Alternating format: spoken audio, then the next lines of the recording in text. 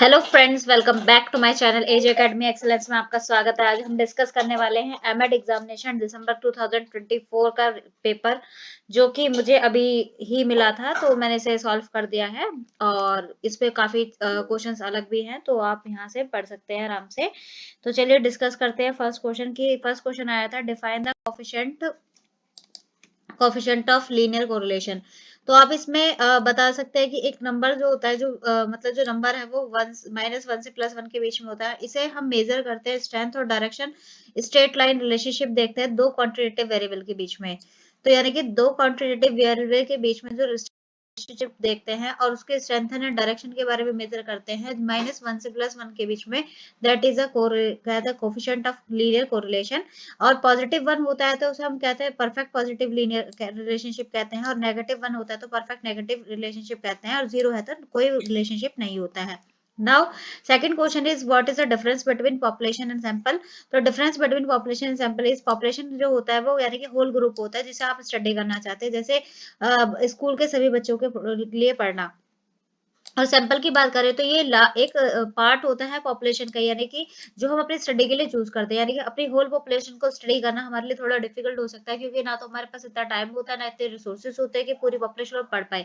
तो पूरी पॉपुलेशन में जो हमारी स्टडी के लिए रिलेवेंट होता है उसका एक सैंपल निकाल लेते हैं, तो उसे हम सैंपल कहते हैं। इस सैंपल का जो सैंपल जो है एस्टिमेटेड पॉपुलेशन होता है, जिसके करेक्टरिस्टिक्स हमारे सैंपल के अंदर होते हैं, क्योंकि पूरी होल पॉपुलेशन को पढ़ना थोड़ा पॉसिबल नहीं है।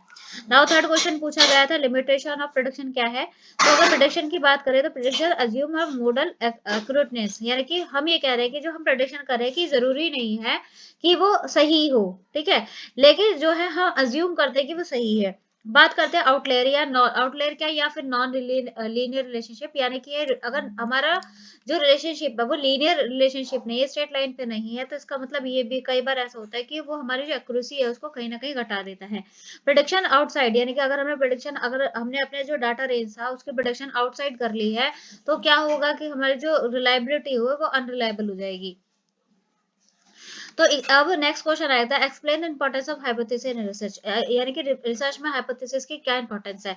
तो फर्स्ट इंपॉर्टेंस ये है कि जो हाइपोथेसिस होती है वो हमारी कहते हैं स्टडी को डायरेक्शन देती है और सेट करती है कि हमें कौन सा टेस्ट लगाना चाहिए। फिर ये हेल्प करती है कि चूज करने में कौन सा मेथड यूज करने चाहिए, कौन से स्टैटिस्टिकल टेस्ट यूज करने चाहिए, और जो रिजल्ट आता है उसे हम प्रिडिक्ट कर पाते हैं कि हमें अपने हाइपोथेसिस को एक्सेप्ट करना है या रिजेक्ट करना है। नाउ क्वेश्चन नंबर 5 कि explain the importance of Excel and SPSS in the field of research. तो अगर इंपॉर्टेंस की बात करें तो जो एक्सेल होता है वो क्विक कैलकुलेशन में मदद करता है, ग्राफ्स में है सिंपल स्टैटिक्स और इजी टू यूज होता है, लेकिन एसपीएसएफ बहुत पावरफुल स्टैटिकल एनालिसिस होते हैं।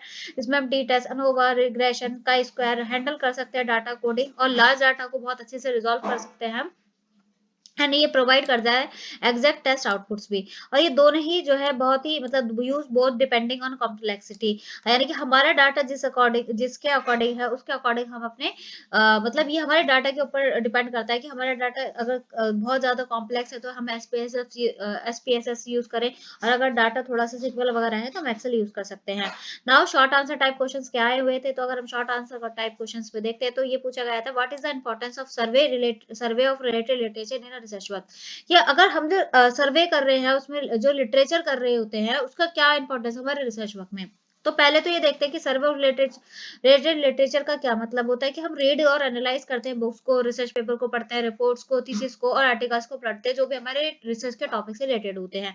वो बहुत ही इसेंशियल स्टेप होता है बिफोर स्टार्टिंग एक्चुअल स्टडी, यानी कि अगर हम अपनी एक्चुअल स्टडी करने से पहले ये करना हमारे लिए बहुत ही जरूरी हो जाता है। और हमें इसकी इंपॉर्टेंस इसलिए होती है क्योंकि ये हेल्प करता है अंडरस्टैंड में व्हाट इज ऑलरेडी नो, कि हम ये देख लेते हैं कि अगर हम रिव्यू कर रहे हैं अपनी अर्लियर स्टडीज में, तो रिसर्चर्स को ये पता लग जाता है कि कौन कौन सा काम हो चुका है, कौन से कॉन्सेप्ट स्टैब्लिश हैं, कौन सी फाइंडिंग एक्सेप्ट की है, what are findings are accept.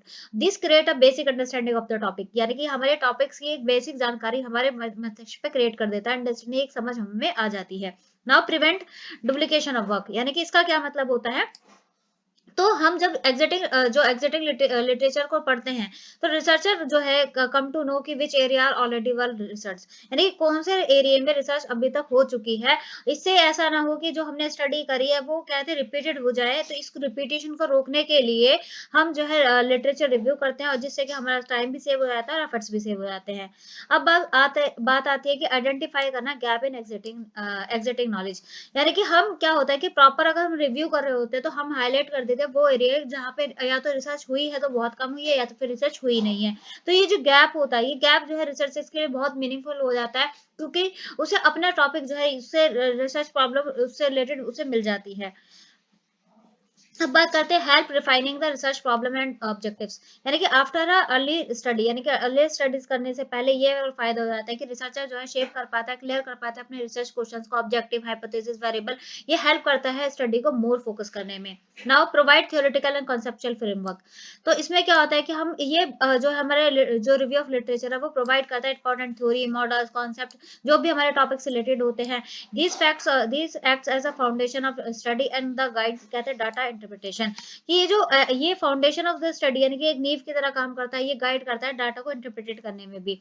Now guidance the selection of methodology, यानी कि पास्ट स्टडी जो है ये शो करते हैं कि जो रिसर्च डिजाइन है, sample techniques, tools, statistical method है, वो कहते हैं कौन से यूज किए गए थे जब हमारी पहले कोई स्टडी हुई थी, और कहते हैं कौन कौन से सक्सेसफुल रहे थे। ये हेल्प करता है रिसर्चर्स को मोस्ट अप्रोप्रिएट मेथोलॉजी का यूज करने के लिए, कि वो अपनी करंट स्टडी में कौन कौन से मेथोलॉजीज का यूज कर सकता है। अब आता है help in developing research tool, कि अगर literature give example of questionnaire, के कैसे क्वेश्चनर बनाना चाहिए, केस कैसे बनाना चाहिए, इंटरव्यू शेड्यूल कैसे करना होगा, टेस्ट जो है कौन से लगाए हैं जो प्रीवियस स्टडी में रिसर्चर ने यूज किए होंगे। ये हेल्प करता है constructing validity and reliable tools. Now the ये और किस में हेल्प करता है, ये aids in interpretation and comparing findings, यानी कि in the end the researchers compare कर पाता है अपने रिजल्ट जो प्रीवियस जो फाइंडिंग्स रही है उनके साथ में अपने रिजल्ट की तुलना कर पाता है, इसके साथ कंपेयर कर पाता है, बिकम अ पॉसिबल। ये यानी कि जो कंपैरिजन है तभी पॉसिबल होता है कि when a researcher review has been rather done at the beginning, कि जब ये पॉसिबल हो पाएगा कि जब रिसर्चर्स को पता होगा कि स्टार्टिंग में क्या चीज था, उसने रिव्यू किया होगा, तो तभी तो वो कंपेयर कर पाएगा कि किससे उसकी स्टडी कंपेयर की जा सकती है। नाउ कंक्लूजन क्या आता है कि सर्वे ऑफ लिटरेचर जो है एक नई जो हमारे रिसर्च वर्क होता है उसकी बैकबोन की तरह काम करता है। ये हमारी रिसर्च वर्क को यानी कि स्टडी को डायरेक्शन, क्लियरिटी, साइंटिफिक ग्राउंडेड बनाता है। और विदाउट रिव्यू अगर हम कर रहे हैं तो हमारी जो रिसर्च होती है वो डायरेक्शन लेस होती है, हमें पता ही नहीं होता किस दिशा में काम करना है और उसका कोई मतलब भी नहीं होता। नाउ की क्वेश्चन 7 क्या आया था कि right notes on the following, regression और प्रेडिक्शन में क्या फर्क है। तो रिग्रेशन एक स्टैटिकल मेथड होता है जिसका यूज किया जाता है, हम स्टडी करते हैं दो या दो से ज्यादा वेरिएबल के बीच में संबंध देखने के लिए। हाँ, ये मदद करता है ये समझने में कि क्या थे ऐसे एक वेरिएबल जो है ना, वन कहते हैं चेंज इन वन वेरिएबल, यानी कि जो वेरिएबल है वो कैसे हम इसे क्या कह सकते हैं, इंडिपेंडेंट वेरिएबल या प्रेडिक्टर कह सकते हैं, जो वो रिलेट करता है to change in other variable, जिसे कि डिपेंडेंट वेरिएबल कह सकते हैं, कि एक वेरिएबल का जो है यानी कि एक वेरिएबल में चेंज करने से दूसरे वेरिएबल पर क्या प्रभाव पड़ रहा है। रिग्रेशन जो है not only explain the relationship, बल्कि ये रिलेशनशिप नहीं बताता है, बल्कि इसके साथ साथ प्रिडिक्शन भी बताता है कि अगर हम एक वेरिएबल को आधार माने तो दूसरे का जो है हम दूसरे वेरिएबल की क्या कर सकते हैं, प्रिडिक्शन कर सकते हैं। नाउ यानी कि भविष्यवाणी कर सकते हैं। नाउ मीनिंग क्या है रिग्रेशन का, रिग्रेशन का मीनिंग होता है going back to the average, यानी कि एवरेज से पीछे की तरफ जाना, है ना। तो in statistics it refers to the tendency of data to move toward a prediction pattern. It examines how one कहते हैं वेरिएबल इन्फ्लुएंस अनदर, इससे हम ये एग्जामिन करते हैं कि कैसे एक वेरिएबल दूसरे वेरिएबल को प्रभावित कर रहा होता है, और जो सेंट्रल टेंडेंसी ऑफ डाटा है ना, सेंट्रल टेंडेंसी, हम उसे पीछे की तरफ जाते हैं और एक पैटर्न देखते हैं जिससे हम प्रेडिक्शन कर पाए, यानी कि भविष्यवाणी कर पाए। रिग्रेशन और कैसे समझ सकते हैं, स्टैटिकल मेथड होता है, model of relationship between a dependent और इंडिपेंडेंट वेरिएबल। एग्जाम्पल में जैसे हम स्टूडेंट के अचीवमेंट्स देखने हैं, एकेडमिक अचीवमेंट देखना है, तो वो डिपेंड करेगा कि बच्चा कितने घंटे पढ़ रहा है। तो रिग्रेशन हेल्प करता है ये फाइंड करने में कि जो बच्चा जितने घंटे वो पढ़ रहा होगा तो उसके एकेडमिक अचीवमेंट्स को हम प्रेडिक्ट कर सकते हैं। कितने टाइप ऑफ रिग्रेशन होते हैं, तो फर्स्ट वन इज सिंपल, कहते हैं सिंपल लीनियर रिग्रेशन, जिसमें एक वेरिएबल होता है डिपेंडेंट, एक होता है इंडिपेंडेंट। ठीक है, इनके बीच में रिलेशनशिप देख लेना। ठीक है, अब बात करते हैं यहाँ पे अपना ये आप इक्वेशन इसको शो कर देंगे, ठीक है। ए क्या था, इंटरसेप्ट हो गया, फिर बी मतलब स्लोप हो गया। मल्टीपल रिग्रेशन में क्या होता है, जहाँ पे एक एक क्या था, दो मतलब when use there are two और मोर प्रिडिक्टर, यानी कि एग्जांपल में अगर हम प्रिडिक्ट कर रहे हैं अचीवमेंट्स को, तो हम वहाँ पे बच्चे का क्या था, कितने घंटे, व्हाट रहा उसका मोटिवेशन लेवल कैसा रहा था और उसकी इंटेलिजेंसी कैसी रही थी। तो इस तरीके से जान सकते हैं। नाउ पर्पस क्या होता है रिग्रेशन एनालिसिस का, तो ये डिग्री डिस्क्राइब करता है degree and direction of the relationship between two variable, यानी कि दो वेरिएबल के बीच में संबंध बताता है, कितना कितने डिग्री संबंध है या फिर क्या क्या डायरेक्शन है, ठीक है, ये चीज बताता है। और सेकंड पॉइंट की हमें अंडरस्टैंड कर पाते हैं कि जो इंडिपेंडेंट वेरिएबल है वो कैसे डिपेंडेंट वेरिएबल को प्रभावित करता है, ठीक है। और हम यहाँ पे क्या कर पाते हैं, प्रिडिक्शन कर पाते हैं जो अननोन वैल्यूज है, यानी कि हमें जो नॉन वैल्यूज है उससे अननोन वैल्यू की प्रिडिक्शन कर पाते हैं। कि हमें अगर ये पता है कि बच्चा जो है 4 घंटे पढ़ रहा है, तो हम ये कंक्लूड कर सकते हैं कि कहते हैं उसका जो अचीवमेंट होगा वो कितना होगा। Now through determine importance predictor इन अ स्टडी, यानी कि ये यानी कि प्रिडिक्टर यानी भविष्यवाणी करने के लिए बहुत ही जरूरी हो जाता है रिग्रेशन। अब बात करते हैं प्रेडिक्शन क्या है, तो प्रेडिक्शन का मतलब होता है एस्टिमेट करना the value of dependent variable, कहते हैं based on the non variable of the independent variable, यानी कि जो हमें इंडिपेंडेंट वेरिएबल पता है उससे हम किसकी वैल्यू को प्रिडिक्ट करते हैं, डिपेंडेंट वैल्यू को प्रिडिक्ट करते हैं, यानी कि भविष्यवाणी करते हैं कि जैसे मैंने अभी प्रीवियस एग्जाम्पल डिस्कस किया था उसी से हम समझ सकते हैं कि अगर बच्चा 4 घंटे पढ़ रहा है तो हम उसका जो डिपेंडेंट स्कोर है यानी कि एकेडमिक अचीवमेंट है उसके बारे में हम पता लगा सकते हैं। रिग्रेशन प्रोवाइड करता है मैथमेटिकल इक्वेशन जो अलाउ करता है रिसर्चर को प्रिडिक्ट करने के लिए, फ्यूचर प्रिडिक्ट करने के लिए, अननोन स्कोर्स को प्रिडिक्ट करने के लिए और रीजनेबल एक्यूरेसी। प्रिडिक्शन अगर और समझे तो प्रिडिक्शन क्या होता है, प्रिडिक्शन यूज किया जाता है रिग्रेशन मॉडल में जिसमें हम एस्टिमेट करते हैं वैल्यू जो डिपेंडेंट वेरिएबल वैल्यू होती है from the independent variable. Now इसकी अगर रिग्रेशन इक्वेशन देखें तो ये जैसे एग्जाम्पल हमने लगा रखा है कि अगर हमारी रिग्रेशन इक्वेशन ये है, अगर बच्चा ये देख रहा है कि हम जो अगर हम ये देख रहे हैं कि वो जो कह रही कि जो उसके स्कोर स्टडी आ रहा है, अगर वो 10 घंटे पढ़ रहा है तो उसका जो स्कोर्स हो गए प्रोडिक्शन वो कितने हो जाएगी, 40 हो जाएंगे। तो prediction become more accurate when the relationship between variable is strong, कि प्रोडिक्शन ज्यादा एक्यूरेट हो जाती है जब रिलेशनशिप जो है बहुत स्ट्रांग होता है, ठीक है। अब स्टेप्स की बात करें इन रिग्रेशन एंड प्रेडिक्शन में, तो पहला स्टेप होता है कि हमें डाटा कलेक्ट करना होता है वेरिएबल्स का, फिर हम कैलकुलेट करते हैं कोरिलेशन जिससे कि हम चेक कर पाए कि कितना स्ट्रेंथ रिलेशनशिप है इनके बीच में। फिर हम कंप्यूट करते हैं रिग्रेशन कोफिशिएंट्स को, फॉर्म करते हैं रिग्रेशन इक्वेशन, फिर यूज करते हैं इक्वेशन को यूज करते हैं प्रिडिक्ट करने के लिए, और फिर इंटरप्रेट कर देते हैं हम क्या, रिजल्ट्स को। नाउ की इंपॉर्टेंस क्या होती है इसके रिसर्च में, तो पहला तो ये है कि आइडेंटिफाई करते हैं सिग्निफिकेंट प्रेडिक्टर्स, यूजफुल होता है education psychology and social research में, जिससे हम क्या है भविष्यवाणी कर सके, फोरकास्ट आउटकम्स होते हैं, डिसीजन लेने में मदद करता है कि जैसे प्रिडिक्शन कर पाते हैं स्टूडेंट की परफॉर्मेंस, जॉब का सक्सेस या सेल्स ट्रेंड्स को।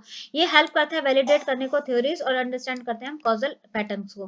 कंक्लूजन क्या आता है कि कंक्लूजन अगर हम देखते हैं कि रिग्रेशन जो प्रेडिक्शन है दोनों ही पावरफुल स्टैटिकल टूल्स होते हैं जो हेल्प करते हैं रिसर्चर्स को ना कि ये समझने में कि दोनों के बीच में क्या संबंध है, बल्कि ये भी भविष्यवाणी कर पाते हैं। इसके साथ साथ जो रो डाटा होता है हमारा उसको हम मीनिंगफुल इंसाइट में कन्वर्ट कर देते हैं जो कि सपोर्ट करता है साइंटिफिक डिसीजन मेकिंग में।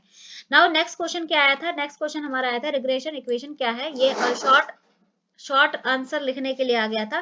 तो रिग्रेशन इक्वेशन जो है वो स्टैटिकल फॉर्मूला होता है जिसका यूज किया जाता है एक्सप्रेस करना रिलेशनशिप बिटवीन दो वेरिएबल, देखिए दो वेरिएबल के बीच में हम रिलेशनशिप को देखते हैं, और ये अलाउ करता है रिसर्चर्स को एस्टिमेट कर पाए वैल्यू वन वेरिएबल और base on the value of another variable, यानी कि अगर हमारे पास इंडिपेंडेंट वेरिएबल हमें पता है तो हम जो है डिपेंडेंट वैल्यू जो है निकाल लेते हैं, यानी कि रिग्रेशन इक्वेशन जो है फॉर्म करता है base of production in statistical analysis, यानी कि जो हमने ऊपर समझा था सेम वही चीज है यहाँ पे, लेकिन रिग्रेशन इक्वेशन और अच्छे से समझने की कोशिश करते हैं कि रिग्रेशन इक्वेशन जो है ये क्या होती है, रिप्रेजेंट करती है लाइन ऑफ कहते हैं best fit drawn through the data on a कहते हैं स्कैटर प्लॉटर, यानी कि जो यानी कि जो हमारा जो डाटा होता है वो हम क्या कहते हैं एक ग्राफ में देख रहे होते हैं, है ना।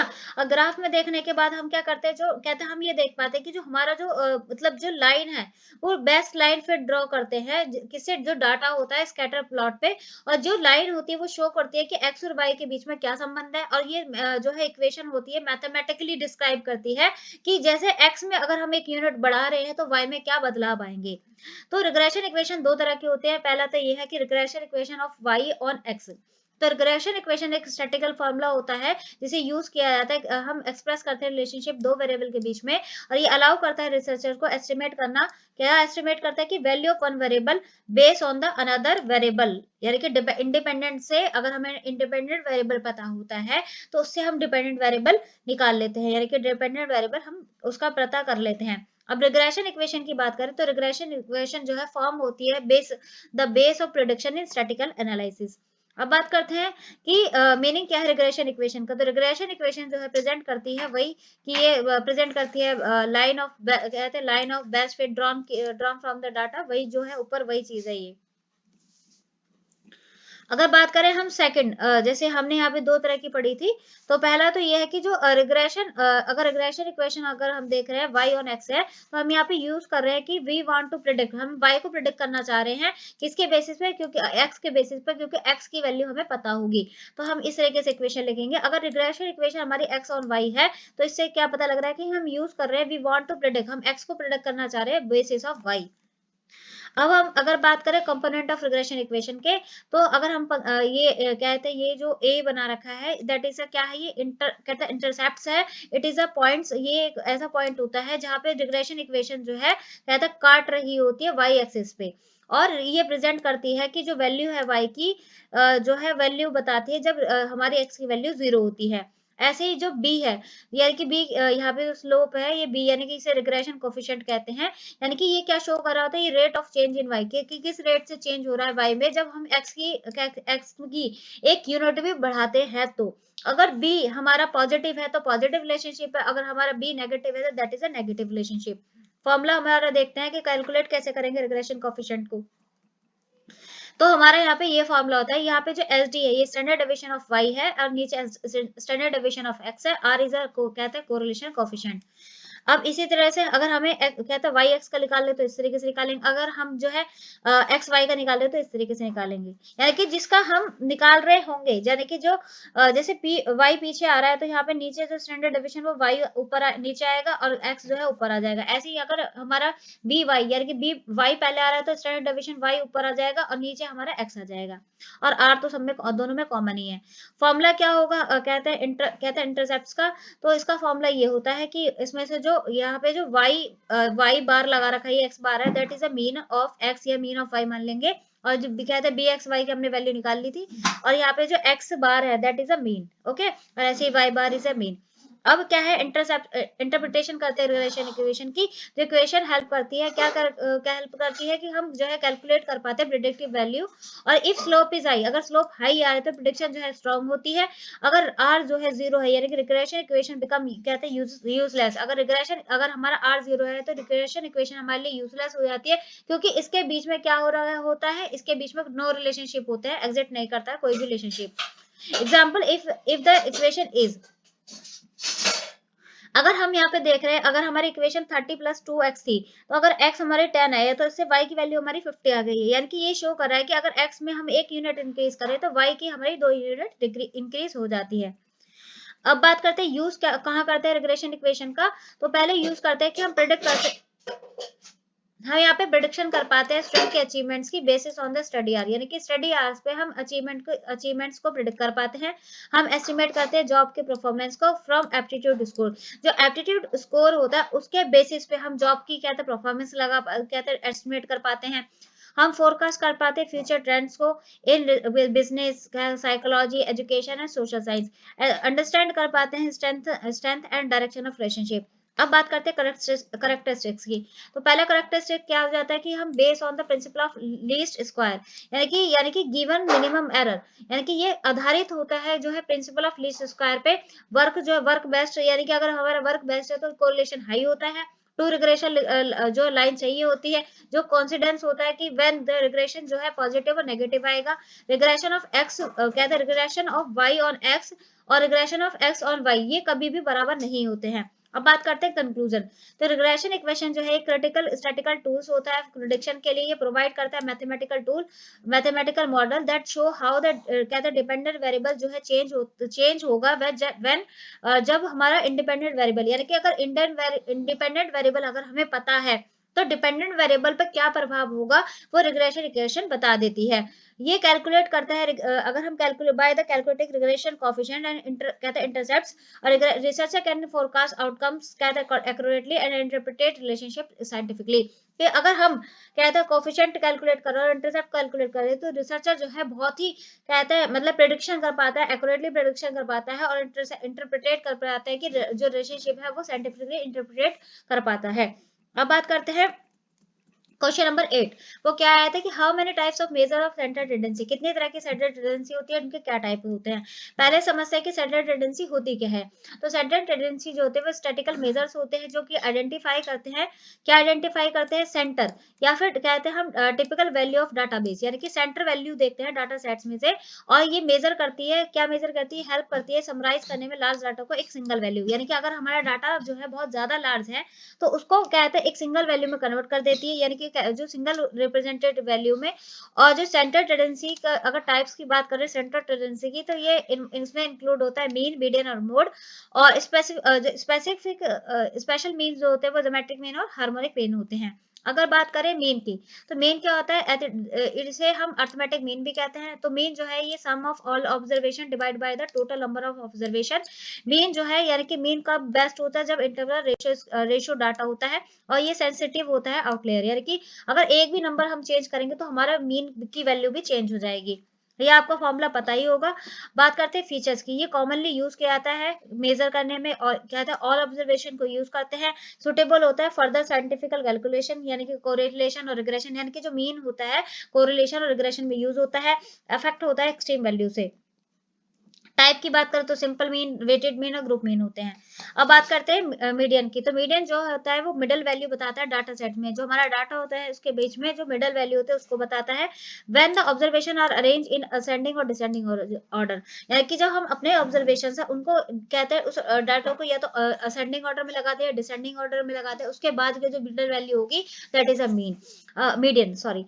और जब मीडियन क्या होता है, मीडियन क्या होता है, मिडल वैल्यू होती है, ये good for skew data, skew distribution में कहता है काफी अच्छा रहता है। कैसे कैलकुलेट करते हैं, अगर हमारा एन जो मीन है कहते हैं अगर हमारी जो एन वैल्यू है ऑड है तो हम मिडल वैल्यू देख लेंगे, अगर हमारी एन की जो वैल्यू है इवन है तो हम यहाँ पे एवरेज निकाल देते हैं टू मिडल वैल्यूज का। और मिडल ये इसका फॉर्मूला होता है हमारा ग्रुप डाटा में, जो एल होता है वो lowest limit of median class होता है। सी एफ क्या है, accumulated frequency before the median class. F is the frequency and H is the कहते हैं एच को ये आई भी कह देते हैं, जो कि डिफरेंस होता है दोनों के बीच में, लोएस्ट एंड हाईएस्ट के बीच में। अब बात करते हैं फीचर्स की बात करें तो ये जैसे हमारा मीन अफेक्ट हो रहा था, ऐसे कहते हैं मीडियन कभी भी अफेक्ट नहीं होता है। ये बेस्ट होता है स्क्यू डिस्ट्रीब्यूशन के लिए और ये इजी टू कैलकुलेट होता है। मोड की बात करते हैं, मोड में क्या होता है, हम देखते हैं मोस्ट जो फ्रिक्वेंटली डाटा, यानी कि हमारे डाटा सेट में जो नंबर बार बार रिपीट हो रहा है that is a mode. Mode जो है मोस्ट फ्रिक्वेंटली वैल्यू होती है जो यूजफुल होता है नॉमिनल डाटा पे। अब बात करते हैं फीचर्स क्या होते हैं, क्योंकि यूजफुल होता है हमारा कहते हैं कैटेगरियल डाटा होता है उसके लिए यूजफुल होता है, ये अफेक्ट नहीं होता एक्सट्रीम वैल्यू से। और इसमें डिस्ट्रीब्यूशन जो है कहते अगर एक मोड आया तो यूनी मॉडल कह देंगे, दो आया तो कहते हैं बाई मॉडल कह देंगे, दो से ज्यादा है तो मल्टी मॉडल कह देंगे। अब बात करते हैं मोड फॉर ग्रुप डाटा। अगर ग्रुप डाटा है तो इसका फॉर्मूला ये होता है, तो अगर एल एल यहाँ पे लोएस्ट वैल्यू है और एफ वन जो है हमारे फ्रिक्वेंसी मॉडल क्लास है, एफ जीरो है फ्रिक्वेंसी, यानी कि जो मॉडल क्लास से जो पहले की वैल्यू है वो आ जाएगी, और कहते हैं और जो मॉडल क्लास से जो बाद की वैल्यू एफ टू हो जाएगी, और एच इज द कहता है क्लास इंटरवल। नाउ यहाँ पे geometric mean harmonic mean special case होते हैं, वो आप चाहे तो डिस्कस कर सकते हैं, और 8 नंबर के लिए मुझे ये ज्यादा बेटर लगा था इतना। अब बात करते हैं लॉन्ग क्वेश्चंस हमारे क्या आए थे, तो what is the importance of T test F test and chi square, यानी chi square T test F test की क्या इंपॉर्टेंस होती है, और लेवल और सिग्निफिकेंस से आप क्या समझते हैं। तो पहले समझते हैं कि जो स्टैटिकल टेस्ट होते हैं वो यूज किए जाते हैं रिसर्च में, ये डिसाइड करने में कि whether the observe results are कहते हैं रियल और ड्यू टू चांस, यानी कि जो रिजल्ट हमारे आए हैं क्या वो रियल है या फिर ऐसे ही अचानक से आ गए हैं कुछ इस तरीके से। तो अमंग द कॉमनली जो टेस्ट यूज किए जाते हैं सोशल साइंस में, एजुकेशन में, वो टी टेस्ट एफ टेस्ट और काई स्क्वायर यूज किए जाते हैं। इनके हर किसी टेस्ट की अपनी एक इंपॉर्टेंस होती है, एक अपना पर्पज होता है। अगर टी टेस्ट की बात करें तो टी टेस्ट जब यूज किया जाता है जब रिसर्चर जो है कंपेयर कर रहा होता है दो ग्रुप ऑफ मीन को, यानी कि जब दो ग्रुप ऑफ मीन को कंपेयर किया जाता है हम टी टेस्ट लगाते हैं। ये हेल्प करता है डिटरमाइन करने में कि जो डिफरेंस है, यानी कि जो दो सैंपल मीन है उनके बीच में क्या डिफरेंस है, और ये हम इसे इसे स्टैटिकली सिग्निफिकेंट है या नहीं, ये चीज देखते हैं। अब बात करते हैं इंपॉर्टेंस की। तो इंपॉर्टेंस की अगर बात करें तो हम कंपेयर करते हैं दो ग्रुप को, यानी कि यूज टू चेक, हम चेक करते हैं weather two means differ significantly, यानी कि बॉयज और गर्ल्स के बीच में क्या डिफरेंस है, या फिर एक्सपेरिमेंटल एंड कंट्रोल ग्रुप के बीच में, यानी कि दो ग्रुप्स के बीन को हम जो है कंपेयर करते हैं टी टेस्ट के अंदर, और उसे हम जो है इसके स्टैटिकली सिग्निफिकेंट देखते हैं। अब ये यूजफुल होता है कब, जब हम डाटा साइज होते हैं स्मॉल होता है, यानी कि हमारा जो सैंपल साइज अगर 30 से कम है तो ये बहुत ही यूजफुल होता है और कॉमनली यूज किया जाता है रिसर्च एजुकेशन रिसर्च में। मूल्यांकन करते हैं हम इसका, इवेलुएट करते हैं इफेक्टिवनेस ऑफ ट्रीटमेंट, यानी कि हेल्प करता है असेस करने में वेदर एंड इंटरवेंशंस और कहते हैं teaching methods had an impact, यानी कि इससे ये पता लग जाता है कि जो हम टीचिंग मेथड या इंटरवेंशन हम लगा रहे हैं कि उसका क्या प्रभाव है। ये allow types allow us different comparison, यानी कि जो टेस्ट होते हैं, यानी कि इसके जो टाइप्स होते हैं डिफरेंट कंपैरिजन में मदद कर देते हैं। अगर इंडिपेंडेंट टी टेस्ट है तो ये टू डिफरेंट ग्रुप्स में जो है हम चेक पर कंपैरिजन कर पाते हैं, और पेयर टी टेस्ट है तो हम यहाँ पे सेम ग्रुप होता है, इसमें हम क्या करते हैं बिफोर और आफ्टर कहते हैं ट्रीटमेंट देखते हैं, यानी कि अगर हम कोई टीचिंग मेथड लगा रहे हैं तो पहले बच्चों को कितना आता था और उसके बाद लगाने के बाद कितना आता है, तो उसमें हम कंपैरिजन कर पाते हैं। और ये सिंपल एंड वाइडली एप्लीकेबल होता है कि इजी टू कैलकुलेट और इंटरप्रेट करना बहुत आसान हो जाता है, making it valuable for class research, psychological study and experimental design. अब बात करते हैं एफ टेस्ट। तो एफ टेस्ट जो है कॉमनली यूज किया जाता है कहते हैं अनोवा में। ये हेल्प करता है कंपेयर, यानी कि जब दो या दो से ज्यादा ग्रुप्स होते हैं उनको यानी कि दो या दो से ज्यादा ग्रुप है उनका जो मीन है उनको कंपेयर करने में मदद करता है एट द सेम टाइम, यानी कि सेम टाइम पे। इंपॉर्टेंस क्या है कि कंपेयर करते हैं हम मल्टीपल ग्रुप्स को एक साथ में, यानी कि टी टेस्ट में ऐसा नहीं हो सकता, तो हम जो है टी टेस्ट में थोड़ा जो अगर हम करने की कोशिश भी करेंगे तो हमें बार बार टी टेस्ट कैलकुलेट करना पड़ेगा, उसके बाद जब हम कैलकुलेट करते हैं तो उसमें एरर की जो चांसेस बढ़ जाते हैं। इसी वजह से हम क्या करते हैं एफ टेस्ट लगाते हैं, और ये अनोवा में जो है इसका यूज किया जाता है सिंगल एफ टेस्ट का, जो कि कंपेयर करता है तीन या तीन से ज्यादा ग्रुप को कहते हैं इफेक्टिवली।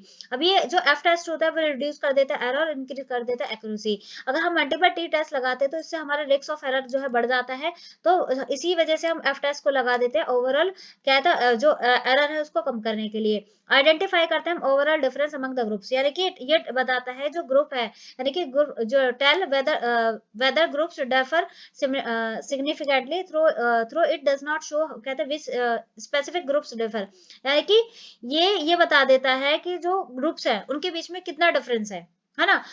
और ये मतलब जो है ग्रुप के बीच में डिफरेंस, यानी कि आइडेंटिफाई करता है कि ओवरऑल ग्रुप जो है उनके बीच में कितना डिफरेंस है।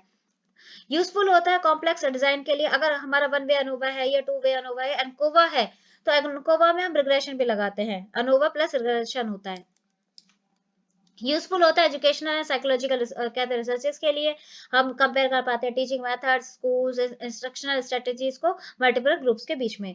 अब बात करते हैं अगर काई स्क्वायर की क्या इंपॉर्टेंस है, तो काई स्क्वायर क्या होता है। काई स्क्वायर जो टेस्ट होता है ये एक कैटेगरियल डाटा के लिए यूज किया जाता है, यहाँ डिटरमाइन करते हैं whether there is association between variable, यानी कि क्या एसोसिएशन है वेरिएबल्स के बीच में, या फिर जो ऑब्जेक्ट फ्रिक्वेंसी है वो कैसे एक्सपेक्टेड फ्रिक्वेंसी से अलग है।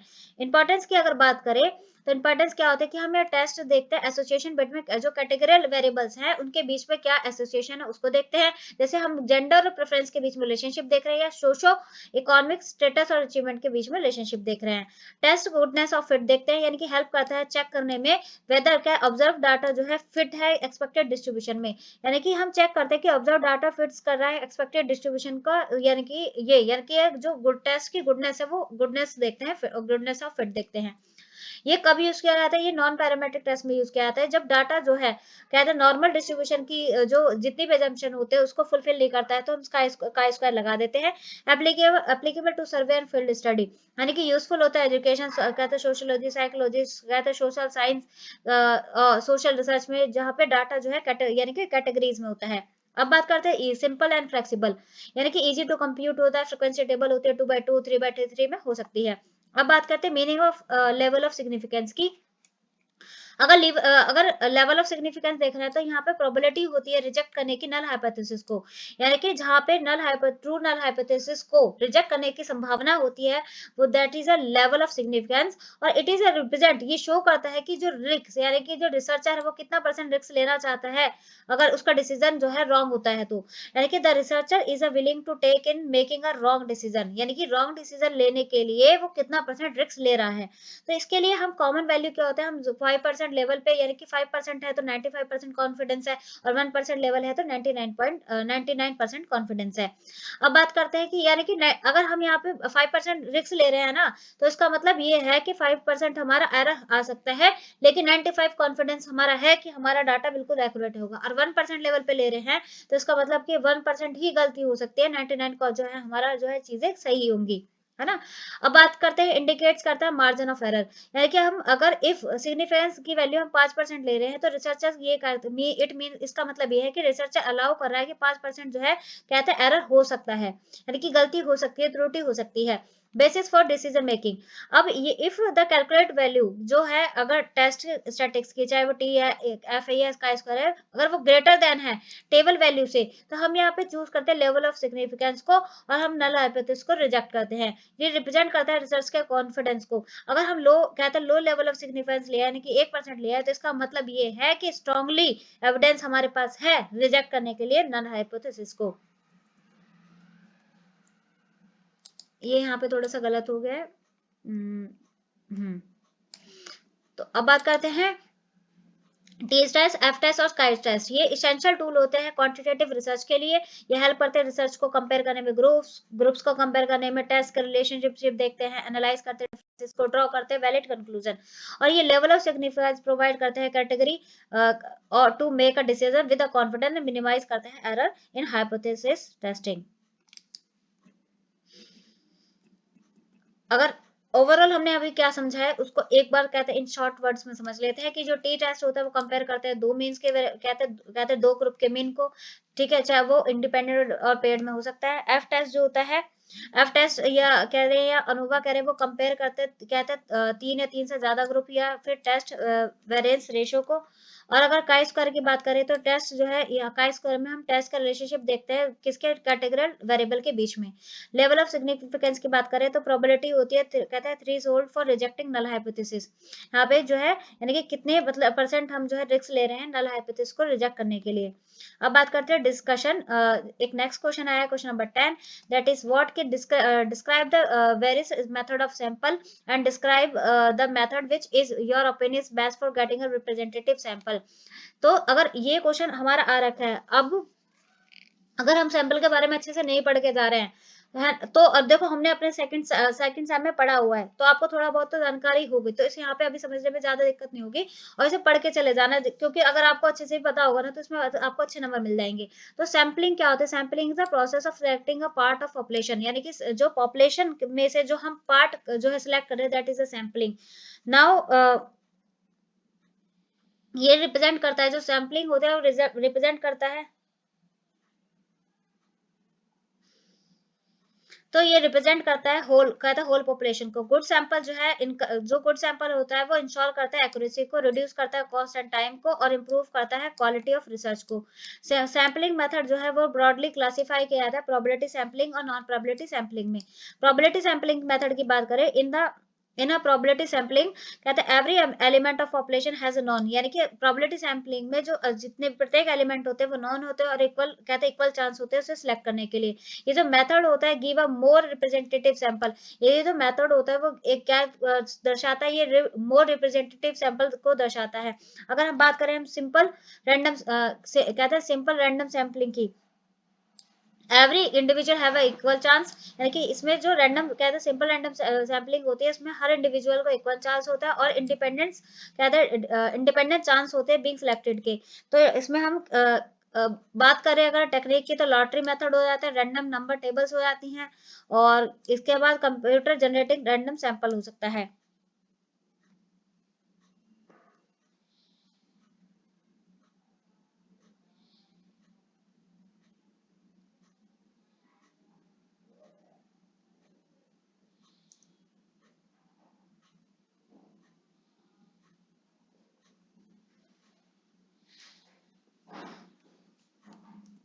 अब बात कर रहे हैं एडवांटेजेस। एडवांटेजेस की अगर बात करें तो हाईली ऑब्जेक्टिव होता है, मिनिमाइज क्या बायस नहीं होती है, easy to analyse and easy to analyse statically. और बात करें अगर हम बात करें second sample, that is a systematic sample. Systematic sample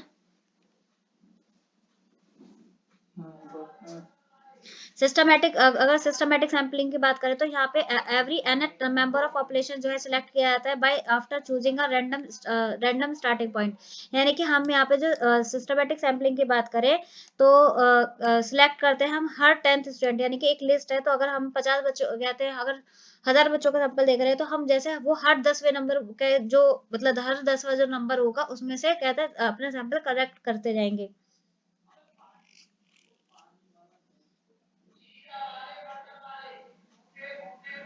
अब बात करते हैं एडवांटेजेस की, क्या तो सिंपल टू यूज होता है, क्या तो कवर करता है एंटायर पॉपुलेशन क्या को इवनली। अब बात करते हैं स्ट्रेटिफाइड रैंडम सैम्पलिंग की। तो पॉपुलेशन जो है डिवाइड की गई है किसमें, होमोजेनियस।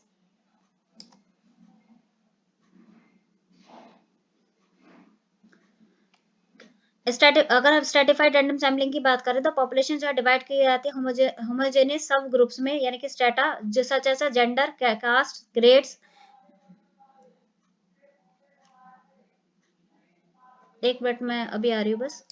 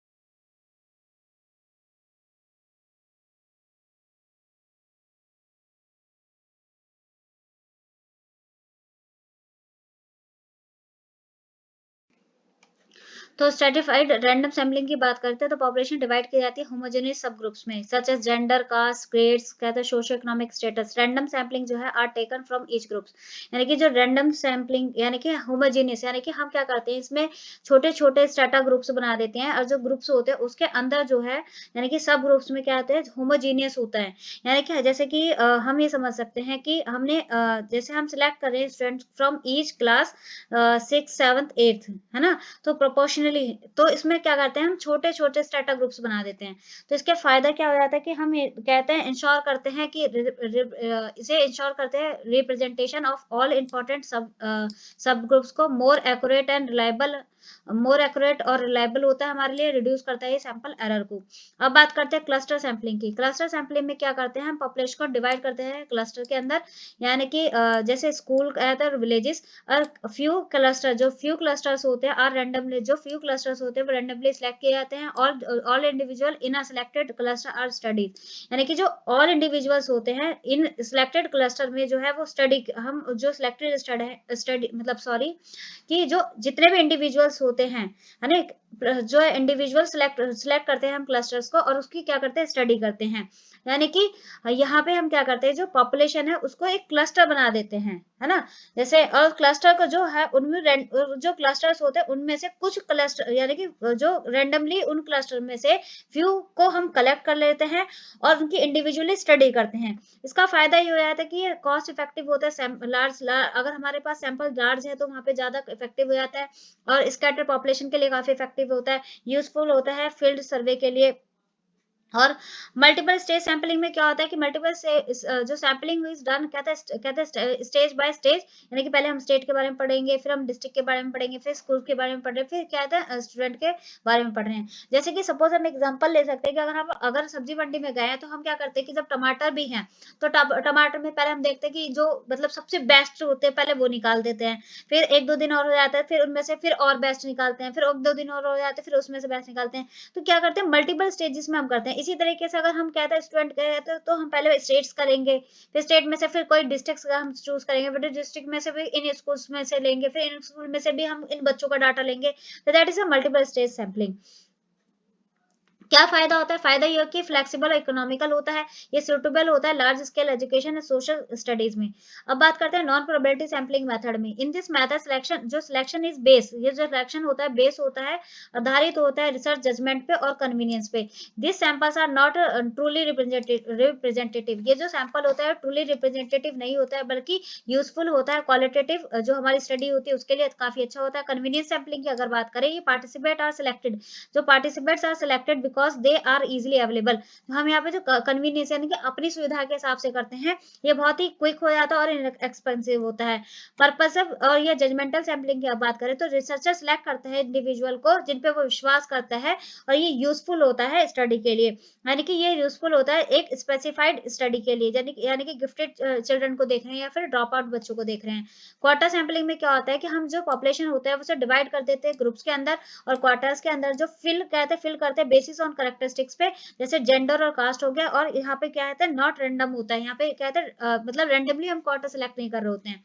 अब बात करते हैं स्नोबॉल सैम्पलिंग। स्नोबॉल सैम्पलिंग में क्या होता है कि एग्जिटिंग जो पार्टिसिपेंट्स होता है वो हेल्प करता है नए पार्टिसिपेंट्स को ढूंढने में। जैसे कि अगर हम ड्रग्स एडिक्ट या ड्रग यूजर के बारे में अगर हम रिसर्च करना चाह रहे हैं, तो कोई सामने से तो आके नहीं बताएगा ना कि मैं ड्रग्स लेता हूँ। तो क्या करेंगे कि हमने एक ड्रग जो एडिक्टर है, यूजर है, उसको हमने पकड़ लिया, उससे बोला कि भाई अच्छा तेरे जैसे और कितने हैं उनको बता, उनसे बोल दिया कि तू और बता भाई और कितने हैं, जिससे कि हम डाटा कलेक्ट कर पाए।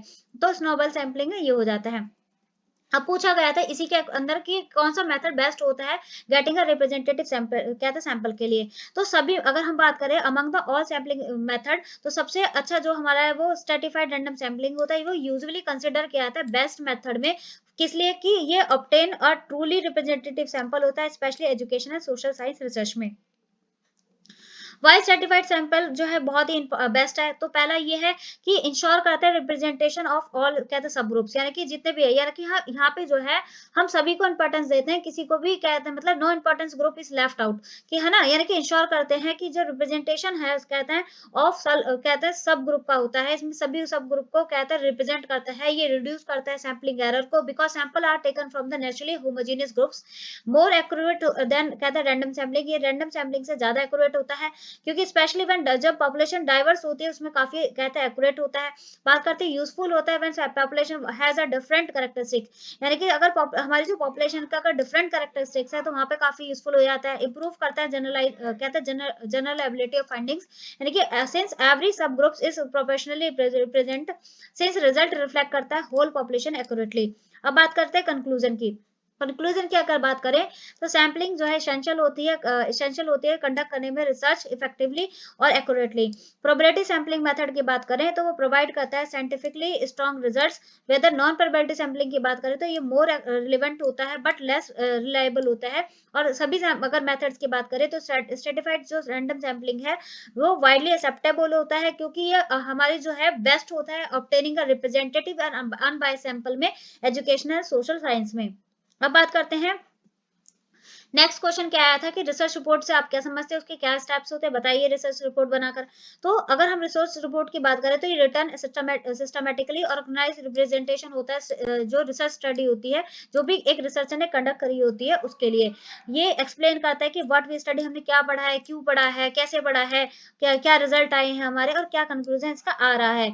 It is a finally outcome होता है रिसर्च प्रोसेस का और कम्युनिकेशन का, जो एंटायर रिसर्च वर्क होता है टू अदर, यानी कि अदर को कम्युनिकेट कर, यानी कि जो भी रिसर्च वर्क था वो दूसरों को कम्युनिकेट करने के लिए एक प्रोसेस होता है, जैसे टीचर्स को बताना, स्कॉलर्स है, कहते हैं एडमिनिस्ट्रेशन है, पॉलिसी मेकर्स है। करेक्टरिस्टिक्स क्या होते हैं कि रिसर्च रिपोर्ट के कि क्लियर, कंसाइज और लॉजिकल अरेंज होना चाहिए, बायस कहते हैं based on facts and evidence होना चाहिए, फ्री फ्रॉम पर्सनल बायस हो, कहते हैं एक साइंटिफिक एंड फॉर्मल लैंग्वेज में लिखा होना चाहिए, प्रॉपर्ली रेफरेंस्ड एंड डॉक्यूमेंटेड होना चाहिए। पर्पस क्या होता है कि हम जो हमारी फाइंडिंग्स होती है उनके बारे में बता रहे होते हैं, रीडर जो है वो ये मूल्यांकन कर पाता है कि रीडर को अलाउ कर पाता है कि वो स्टडी को कहते हैं उसका मूल्यांकन कर पाए, उसे इवेलुएट कर पाए। ये प्रोवाइड करता है परमानेंट रिकॉर्ड फॉर रिसर्च, यानी कि रिसर्च के लिए परमानेंट रिकॉर्ड प्रोवाइड करता है। ये कंट्रीब्यूट करता है एग्जिटिंग नॉलेज में, यानी कि जो एग्जिटिंग नॉलेज है उसमें अपना कंट्रीब्यूशन देता है, और ये फर्दर रिसर्च के लिए भी गाइड करता है कि किस एरिया में रिसर्च और की जा सकती है।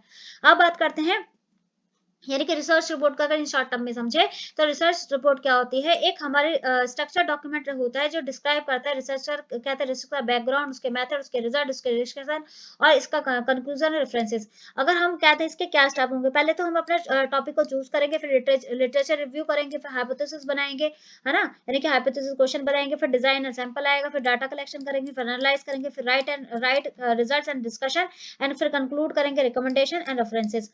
अब जैसे कि इनको एक एक करके समझते हैं कि हम क्या करेंगे, स्टेप्स क्या है प्रिपेयर करने के। तो preparing a research report requires systematically organise and clear writings. The major step is title page, कि पहले हम टाइटल पेज बनाएंगे, यानी कि टाइटल ऑफ द स्टडी हमारा होगा, फिर रिसर्चर का नाम होगा, इंस्टीट्यूशन होगा, ईयर होगा, अदर डिटेल्स होंगे जो भी कहता है उसमें ब्रीफ में और डिस्क्रिप्टिव होनी चाहिए। अब बात आते हैं एक्नॉलेजमेंट। एक्नॉलेजमेंट में क्या होगा कि हम थैंक यू करेंगे जिसने हमारी स्टडी में मदद की थी या हेल्प की थी। अब आता है table of content. Table of content में क्या होता है, यहाँ पे लिस्ट हो जाती है चैप्टर्स की, हेडर्स है, सब हेडर्स है, टेबल है, पेज नंबर है, जिससे कि इजीली पता लग पाए कि कौन से पेज पे क्या चीज है। अब बात करते हैं इंट्रोडक्शन। इंट्रोडक्शन में क्या होता है कि हम यहाँ पे एक्सप्लेन करते हैं कि हमारी स्टडी कहते नेचर क्या है प्रॉब्लम का, या सिग्निफिकेंस क्या है प्रॉब्लम की, कॉन्टेक्स्ट ऑफ किस और कॉन्टेक्स्ट में स्टडी की गई है, पर्पस क्या था इसका, इंपॉर्टेंस क्या थी हमारे टॉपिक की। तो ये कहते हैं set the stage the for entire report.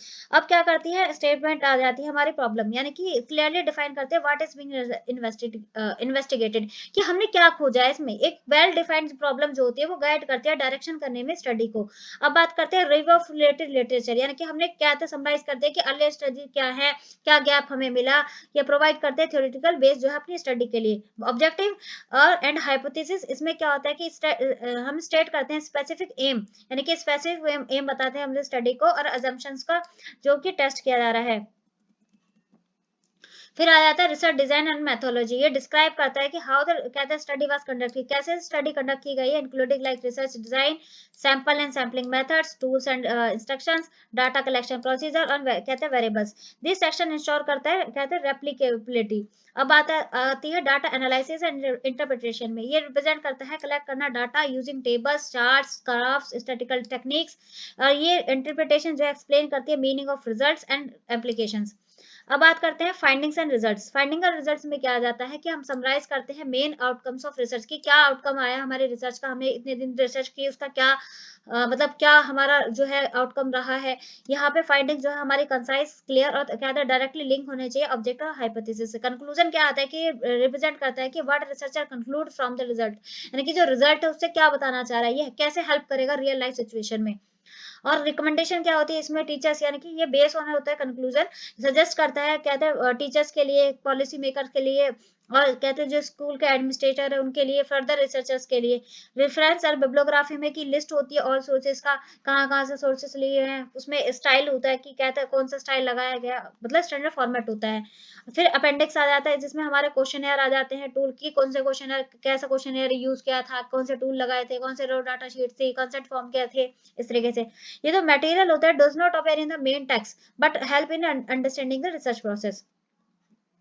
Conclusion क्या आ जाता है कि कंक्लूजन ये आ जाता है कि जो रिसर्च हमारी जो रिसर्च रिपोर्ट होती है फाइनल और इम्पोर्टेंट कहते हैं इंपॉर्टेंट स्टेज होती है रिसर्च की, ये ऑर्गेनाइज करती है entire study in systematically format में, हेल्प करती है communicate findings to the academic community को। और ये प्रिपेयर कर, अगर हम प्रिपेयर कर रहे हैं गुड रिसर्च रिपोर्ट को तो ये रिक्वायर उसके लिए हमें क्लियरिटी, सिक्वेंस और साइंटिफिक एक्यूरेसी की जरूरत होती है।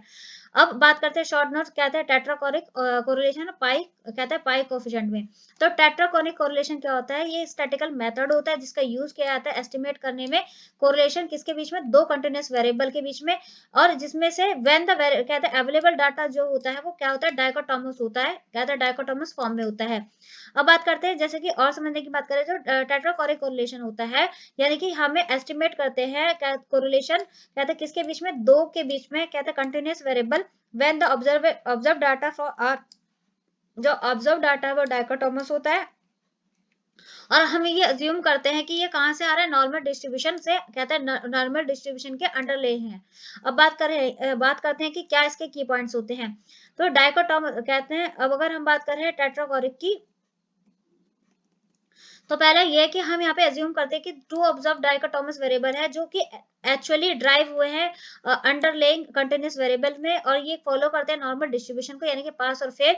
और यहाँ पे जो डाइकोटोमस होता है ना वो क्या होता है, आर्टिफिशियल डाइकोटोमस होता है ये वाला। और ये जैसे कि हम कहते हैं अचीवमेंट स्कोर को रिप्रेजेंट कर सकते हैं कि पास और फेल में। कैटेगरी की बात करें तो कैटेगरी कैसी होती है इसकी, आर्टिफिशियल होती है, जो क्रिएट की जाती है कट करके कंटिन्यूअस जो स्कोर होते हैं उसको, यानी कि हम जो फोर्सफुली जो है डाइकोटोमस मतलब फोर्सफुली हम क्रिएट करते हैं दो कैटेगरीज को, ठीक है। और जब अगर फोर्सफुली अगर उसे कैटेगरी में बांटने से पहले जो हमारा जो मतलब जो वेरिएबल होता है वो क्या होता है, कंटिन्यूअस, कहते हैं कंटिन्यूअस में होता है वो, है ना, यानी कि ओरिजिनल जो होता है वो कंटिन्यूअस होता है, ठीक है। अब बात करते हैं it is a mainly use किया जाता है साइकोलॉजी में, एजुकेशन में, स्पेशली व्हेन टेस्ट कहते हैं प्रोड्यूस करते हैं कैटेगरियल रिजल्ट्स में। बट द ट्रू ट्रेड जो होता है लाइक एबिलिटी, एटीट्यूड, एप्टीट्यूड जो है वो क्या होते हैं, कंटिन्यूअस होते हैं। टेट्राकोनिक कोरिलेशन जो है प्रोवाइड करता है मोर एक्यूरेट estimate करना relationship than a simple correlation when the data artificially dichotomous. Short में अगर समझे तो कोरिलेशन क्या होता है, यहाँ पे जो टेट्राकोनिक कोरिलेशन होता है, यानी कि दो कंटिन्यूअस वेरिएबल के बीच में रिलेशनशिप देखते हैं, और जो उनमें से दोनों कंटिन्यूअस वेरिएबल होते हैं वो कैसे किस पर आधारित होते हैं, आर्टिफिशियल डाइकोटोमस कैटेगरीज पे कहते हैं आधारित होते हैं। अब बातें करते हैं पाई कोफिशिएंट की। पाई कोफिशिएंट पे जो दोनों ही कहते हैं वेरिएबल होते हैं, यानी कि इसमें पाई कोफिशिएंट क्या करता है, मेजर करता है एसोसिएशन, इसमें दो आर्ट कहते हैं दो ट्रू, ट्रू का मतलब होता है नेचुरल, यहाँ पे नेचुरल डाइकोटोमस वेरिएबल जिसे हम 2x2 कॉन्टिनेंट टेबल में कहते होता है। जो पाई कोफिशिएंट होता है यहाँ पे मेजर करते हैं association between, association for a two binary कहते हैं variable in 2x2 table. Similarly कहते हैं ये पियर्सन आर, कहते हैं आर फॉर कहते हैं बाइनरी डाटा। की पॉइंट्स की बात करें तो यहाँ पे क्या करते हैं, हम दो वेरिएबल होते हैं, जो वेरिएबल जो है आर्टिफिशियल डाइकोटोमस होते हैं, लाइक जेंडर, कहते हैं जैसे जेंडर को हम अगर बांटे तो मेल और फीमेल कर सकते हैं, आंसर को राइट और रॉन्ग में कर सकते हैं, है ना। और कहते हैं प्रेजेंट और एब्सेंट हो सकता है। कैलकुलेट करते हैं 2x2 की फ्रीक्वेंसी टेबल में, जहाँ पे पाई कोफिशिएंट आ जाएगा इस तरीके से, यहाँ पे जो ये एक्स स्क्वायर लगा रखा है ये इसे काई स्क्वायर बोलते हैं, N is the total number of cases. अगर बात करें थर्ड पॉइंट इज कि इट वैल्यू जो रेंज होते हैं -1 से +1 के बीच में होते हैं, सिमिलरली कहते हैं पेयरसन की तरह। और अगर बात करें अगर +1 आ रहा है तो ये कहते हैं परफेक्ट पॉजिटिव कोरिलेशन एसोसिएशन होता है, 0 जो है कहते हैं नो एसोसिएशन होता है। और अगर हम बात करें -1 की तो ये परफेक्टली नेगेटिव एसोसिएशन होता है। It is a simple to calculate, ये सिंपल होता है कैलकुलेट करना, वाइडली यूज किया जाता है एजुकेशन, बिहेवियर और सोशल साइंस रिसर्च में फॉर कैटेगरियल डाटा के लिए। अगर इन शॉर्ट में समझे तो हम ये समझ सकते हैं जो पाई कोफिशिएंट होता है वो स्ट्रेंथ ऑफ एसोसिएशन होता है between two natural dichotomous variable के बीच में 2x2 टेबल। अब बात करते हैं, एक क्वेश्चन आया हुआ है हमारा कि यहाँ पे क्वेश्चन कैसे आया है कि यहाँ पे 7 स्टूडेंट दी है, 7 स्टूडेंट ऑफ क्लास दी है, got the following are marks in mathematics science. और इसमें क्या पूछा है कि फाइंड द कोरिलेशन, कहता है correlation coefficient found in this कहते हैं नंबर बाय द कहते हैं स्पेरमैन मेथड। तो स्पेयर मेथड यानी कि अब देखो ये डाटा दिया हुआ है कि मैथ्स में इतने मार्क्स हैं, साइंस में इतने दिए हुए हैं 7 बच्चों के। तो सबसे पहले क्या करते हैं कि हम यहाँ पे रैंक देते हैं डाटा को, है ना, डाटा को हमने रैंक दिया, यानी कि मैथ में जितने भी नंबर थे सभी नंबर को लिखा और उसको रैंक दिया। अब रैंक देखो कैसे कर रखा है, पहले देखो सबसे कम क्या है यहाँ पे, या तो असेंडिंग में कर लो, डिसेंडिंग ऑर्डर में कर लो, रैंक अपने को देनी होती है। तो यहाँ पे इंक्रीजिंग ऑर्डर में दे रखी है, तो देखो 30 को 1 क्या है 1 दे रखा है, 40 को 2 रैंक दे रखी है, 40 के बाद क्या रहा है 50 दो बार आ गया है, तो 50 को यानी कि अगर देखते हैं, अगर इसको देखें तो उसको 3 मिलेगी, इसकी 4 मिलेगी, है ना। यानी कि अगर यहाँ पे देखें ये रैंक 1 ये रैंक 2, और यहाँ पे 3.5 कैसे दे रखा है, तो यहाँ पे दो डाटा है ना, तो यहाँ पे आ जाएगा जैसे इसको देंगे तो हम 3 रैंक देंगे, 3 + 4 और दो नंबर है तो डिवाइड बाई 2, तो क्या आ जाएगा 7 डिवाइड बाई 2, तो आ जाएगी 3.5, 5 आ जाएगी। ठीक है। और अगर जैसे अब यहाँ पे देखें, यहाँ पे 5.5 कैसे है, ये देखो 3 4, यानी कि 3 4 को कर दिया, फिर यहाँ आएगा 5 6, तो यहाँ पे क्या करेंगे 5 प्लस 6 डिवाइड बाय 2, तो क्या आ जाएगा 11 डिवाइड बाय 2, इसको भाग करेंगे तो कितना आएगा 5.5 आ जाएगा। यानी कि इन दोनों के लिए क्या आ गया 5.5 क्या आ गया, इसका क्या कहते हैं हम रैंक आ गई, एवरेज रैंक। और 70 में क्या आ गया 7 रैंक आ गई। ऐसी इसी तरीके से सेम जैसे हमने यहाँ पे बताया ना मेरे आपको, वैसे ही हम इसमें कहते हैं साइंस में भी ऐसे ही रैंक देंगे। 7 में भी ऐसे ही रैंक देंगे। ठीक है। जैसे यहाँ पे 30 नंबर के दो हैं, तो यहाँ पे कहते हैं 1 और 2, 2 को कहते हैं प्लस करेंगे तो क्या आ गया 3, 3 को डिवाइड करेंगे 2 से तो 1.5 आ जाएगा। फिर 3 4, यहाँ पे 2 आ गए, तो यहाँ पे फिर ऐसे ही कर देंगे जैसे मैंने ऊपर बताया, सेम वैसे ही। फिर 80 है तो 7 आ गया, इस तरीके से।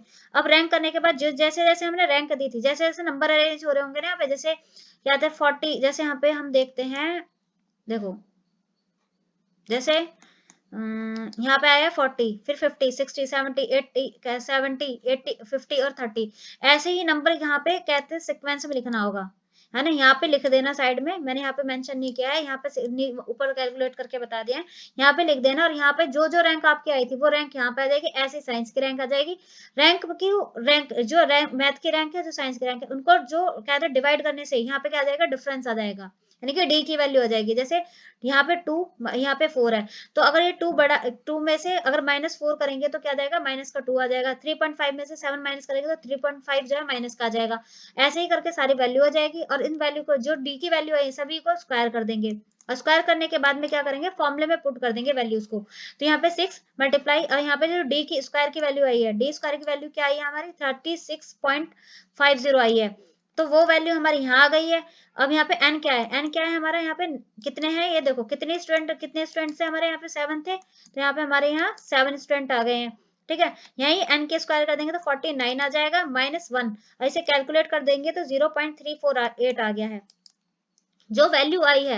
ये स्पेयर में रैंक कोफिशिएंट में अगर 0.35 आई है, यानी कि इसका पॉजिटिव है, लेकिन कैसा है मॉडरेट और वीक रिलेशनशिप है। तो देयर इज अ स्मॉल कहते हैं small positive relationship generally higher marks math rank, यानी कि हम ये कह रहे हैं कि जो है ज्यादातर कहते हैं मैथ्स के मार्क्स ज्यादा हैं, है ना, एज कम्पेयर टू मतलब मैथ कहते हैं higher math ranks some what go with the higher science ranks, but the association is not strong, कि जो एसोसिएशन है वो स्ट्रॉन्ग नहीं है।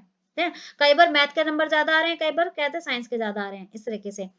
अब इसमें 13 क्वेश्चन आया था, यूटिलिटी एंड लिमिटेशन क्या है काई स्कोर्स की। तो पहले काई स्कोर को बता देंगे। काई स्कोर क्या होता है कि नॉन पैरामेट्रिक स्टैटिकल टेस्ट होता है, यूज किया जाता है एनालाइज करने में, कैटेगरियल डाटा को हेल्प करता है, डिटरमाइन करने में, कहते हैं there is a significant association between variable, और कहता है अदर कहता है observe frequency differ from the expected frequency. Utility की बात करें तो यूटिलिटी क्या होती है, टेस्ट ऑफ एसोसिएशन होता है। काई स्क्वायर जो है वाइडली यूज किया जाता है test the relationship between two categorical variable के बीच में। अगर एग्जांपल में देखेंगे एसोसिएशन देख रहे हैं हम जेंडर का और कहते हैं प्रेफरेंसेस का, कहते हैं गुडनेस ऑफ फिट टेस्ट होता है, इट इज हेल्प करता है चेकिंग कहते हैं whether the observation distribution fit है एंड एक्सपेक्टेड और थ्योरेटिकल डिस्ट्रीब्यूशन में, यानी कि जो हमारा कि ऑब्जर्व डिस्ट्रीब्यूशन है और जो कहते हैं ऑब्जर्व्ड है और जो एक्सपेक्टेड है उसके बीच में का मतलब डिफरेंस ही देखते हैं, है ना, थ्योरेटिकल डिफरेंस देखते हैं कि जैसे स्टूडेंट के प्रेफरेंस देख रहे हैं कलर्स के अंदर। अब बात करते हैं नॉन पैरामेट्रिक नेचर होता है, जो कि आपको पता है कि नॉन पैरामेट्रिक होता है, ये it can be apply to the normal data और make it is a flexible.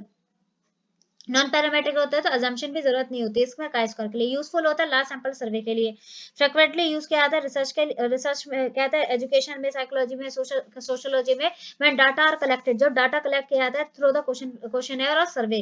अब बात करते हैं simple and easy to calculate होता है, यानी कि हम रिक्वायर होती है फ्रिक्वेंसी की कहता है काउंट करने के लिए कैटेगरीज की, यहाँ पे रो डाटा और कॉम्प्लेक्स कैलकुलेशन की जरूरत नहीं होती। ये वाइडली यूज किया जाता है 2x2 और लार्जली कंटीजेंट टेबल के लिए यूजफुल होता है। एनालाइज क्रॉस कहता है क्रॉस टेबल डाटा कॉमनली कहता है in research involving attitudes preferences classification and demographic variable. अब बात करते हैं limitation of chi square test. Limitation की बात करते हैं ये इसमें लार्ज डाटा की रिक्वायरमेंट होती है, तो काई स्क्वायर जो है अनरिलायबल हो जाता है जब फ्रिक्वेंसी कम होती है। एक्सपेक्टेड फ्रिक्वेंसी जो है प्रत्येक सेल की निकालनी पड़ती है। Can not be use with continuous data, continuous data में हम यूज नहीं कर सकते। यहाँ पे जो डाटा होना चाहिए वो कैटेगरिकल डाटा होना चाहिए। डाटा कंटिन्यूस डाटा में भी convert into the category which में भी result in a loss of information. Sensitivity to sample size होता है, यानी कि इन लार्ज, अगर यहाँ पे वेरी लार्ज सैंपल है, इवन अगर स्मॉल डिफरेंस भी होगा तो वो क्या करेगा, statically significant, become statically significant which may not be practically meaningful, does not indicate strength and direction, यानी कि काई स्क्वायर जो होता है वो एसोसिएशन दिखाता है, ना कि इसका कारण बताता है। कि it does not tell how strong और weak the relationship, it is not, कहते हैं यानी कि यहाँ पे ये सिर्फ एसोसिएशन बताएगा, ना कि इसका कॉज और इफेक्ट बताएगा। अब बात करते हैं कैन नॉट एस्टेब्लिश कॉशन, यानी कि वही बात की काय स्क्वायर जो है ये प्रूफ नहीं करता है कि क्या है जो रिलेशनशिप है उसका कॉज इफेक्ट क्या है, सिर्फ एसोसिएशन बताता है।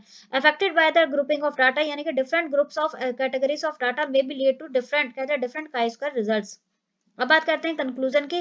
तो कंक्लूजन क्या आया था कि जो काई का टेस्ट होता है यूजफुल होता है नॉन पैरामेट्रिक टूल के लिए, और यहाँ पे जो डाटा होता है वो कैटेगरल डाटा होता है जो कि एजुकेशन और सोशल साइंस के लिए काफी अच्छा होता है। और मतलब सोशल साइंस में हम और कहते हैं एजुकेशन में इसका यूज कर सकते हैं। लिमिटेशन क्या हो जाती है कि लार्ज डाटा चाहिए होता है, और अवॉइड करते हैं इनएक्यूरेट कंक्लूजन को, प्रॉपर सैंपल साइज चाहिए होता है, एक्यूरेट कैटेगरी चाहिए होती है, यूजफुल होता है इंटरप्रिटेशन करने में, जिससे कि हम रिलायबल रिजल्ट्स को एसेंशियल होता है। अब बात करें जैसे कि काय स्क्वायर का ही यहाँ पे क्वेश्चन दे रखा है, तो जैसे यहाँ पे देखिए 72 स्टूडेंट्स है, ये बता रहे हैं कि इनके कहते हैं 3 कलर है, 3 कलर्स में कौन कौन से कहते हैं क्या उनकी चॉइसेस हैं, तो उन्होंने चॉइसेस बताती हैं। अब यहाँ पे इसमें ये पूछा है कि is there any significant difference in their liking, कि जो लाइक कर रहे हैं, पसंद करें, क्या सिग्निफिकेंट डिफरेंस है, अगर है या नहीं है ये बताना है। तो इन्होंने बताया कि ऑरेंज को 42 बच्चे पसंद कर रहे हैं, पर्पल को 12 और पिंक को 18। अब क्या करें कि नल हाइपोथेसिस क्या करते हैं, नल हाइपोथेसिस बताया कि जो प्रेफरेंस है सबकी बराबर है, लेकिन एक्सपेक्टेड फ्रीक्वेंसी क्या है, एक्सपेक्टेड फ्रीक्वेंसी में क्या करेंगे कि तीनों को प्लस कर देंगे यहाँ पे, और इसे कहते हैं 3 कैटेगरी है तो 1 2 3, 3 को डिवाइड कर देंगे, यानी कि 72 को 3 से डिवाइड करेंगे तो एक्सपेक्टेड फ्रीक्वेंसी आ गई 24। अब काय स्क्वायर कैसे निकालेंगे, देखो ऑब्जर्व फ्रीक्वेंसी क्या थी हमारी, 42 12 और 18, यानी कि ये सब। इसके बाद एक्सपेक्टेड फ्रीक्वेंसी कितनी आई है, 24 24 24। अब ऑब्जर्व में से एक्सपेक्टेड निकाल देंगे तो 18 माइनस 12 16 आ गया। अब इसी का हम क्या करेंगे, स्क्वायर कर देंगे, स्क्वायर करने के बाद वैल्यू ये आ गई है। इसके बाद जो एक्सपेक्टेड फ्रीक्वेंसी थी उससे डिवाइड करेंगे, यानी कि 324 को डिवाइड करेंगे 24 से, ऐसे 144 को डिवाइड करेंगे 24 से, 36 को डिवाइड करेंगे 24 से, तो क्या आ जाएगी, ये वैल्यूज आएगी। ये वैल्यू आने के बाद में जो लास्ट में जो टोटल आया है वो क्या है, 21 आया है, यानी कि जो कहते हैं काई स्क्वायर की वैल्यू आ गई, वो काई स्क्वायर की वैल्यू क्या आ गई, 21 आ गई। और डिग्री ऑफ फ्रीडम देखें, डिग्री ऑफ फ्रीडम क्या होता है कि n-1 करते हैं, n- यानी कि 3 कैटेगरी में से थी, उनमें से 1 माइनस करेंगे तो 2 आ गया। अब हम आगे एक चार्ट हमें दिया होगा, एक टेबल दी होगी, उसमें हम डिग्री ऑफ फ्रीडम 2 पर जाएंगे और कहते हैं 0.5 पे वैल्यू देखेंगे, तो 0.5 पे वैल्यू जो आ रखी है वो कितनी आ रखी है हमारी, वो हमारी 5.1 कहते हैं 5.99 आ रखी होगी। तो यानी कि जो 5.99 जो आ रखी है वो हमारी जो कैलकुलेटेड वैल्यू है वो ज्यादा है 5.99 से। तो इससे क्या होगा कि हम क्या होगा, हम यहाँ पे जो हमारी हाइपोथेसिस होगी वो रिजेक्ट हो जाएगी। यहाँ पे हम ये मानेंगे जो प्रेफरेंस है यानी कि वो non non non equal distributed है, यानी कि there is a significant difference, यानी कि सिग्निफिकेंट डिफरेंस है कि ऐसा नहीं है कि सभी कलर को बच्चे कहते हैं सभी को जो है इक्वली पसंद कर रहे हैं, बल्कि ऐसा है कि जो ऑरेंज है उसको ज्यादा पसंद किया जा रहा है और सबसे कम पसंद किया जा रहा है पिंक कलर को।